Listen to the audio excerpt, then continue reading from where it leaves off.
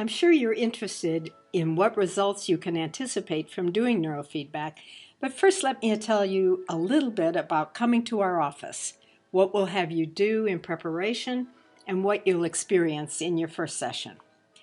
River's Edge, where our office is located, is on a gorgeous piece of land that backs up to the Rocky River Metro Park on the west side of Cleveland. Lots of our clients like to come early or stay a little late to take a walk. When you come for your first session, we'll want to get to know you a bit and have you fill out some paperwork before beginning your first neurofeedback session. Depending on your reason for trying neurofeedback, we usually ask you to fill in several assessment tools before you begin. There are a couple of reasons for this. First, NeurOptimal is carefully designed to be training equipment, not diagnostic or evaluative equipment. People often ask, do you get some sort of readout at the end of a session that tells you how I'm doing? And the answer is no. Our belief is that it doesn't matter what the equipment could show us. What matters is whether your life is getting better. And so the assessment tools you will fill out at your first appointment give us a baseline, how you're feeling and how you're experiencing your life before beginning neurofeedback.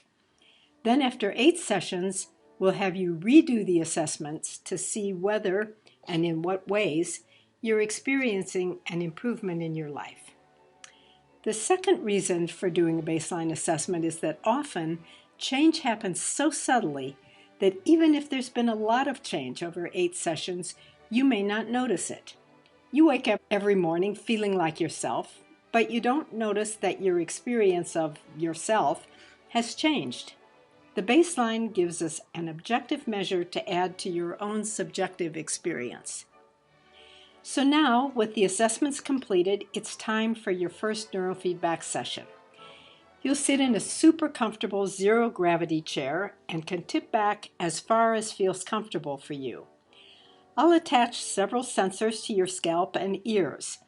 These enable the software to watch the electrical activity in your brain. And note, nothing is going into your brain. The sensors are just recording the brain's electrical activity. Think of the sensors as being like a stethoscope where nothing is being done to your heart. It's just enabling the doctor or nurse to hear the heart's activity more clearly and precisely than would otherwise be possible. In addition to the scalp and ear sensors, you'll also have earbuds so you can listen to the music that accompanies the program. The sensors send the electrical signal through an amplifier and down a cable to the computer where the software watches your brain's dynamical activity. If you didn't see the previous video, basically that means the computer is watching your brain's changing activity over time. When the computer detects turbulence or wobble in your brain, the music interrupts for just a fraction of a second, causing your brain to alert or come back to the present moment. This is a very subtle process. The interruption sounds like a tiny bit of static. Most of the time, your conscious mind won't even hear it, but your brain learns to recognize that its own activity is triggering the interruptions, and from there, it is an easy step for the brain to self-organize toward greater flexibility and resilience. The session lasts just over half an hour. Most people find it profoundly relaxing and come to the end of the session feeling very refreshed and eager to return the next week. But you ask, what about my anxiety or ADHD? Does this really help my symptoms improve?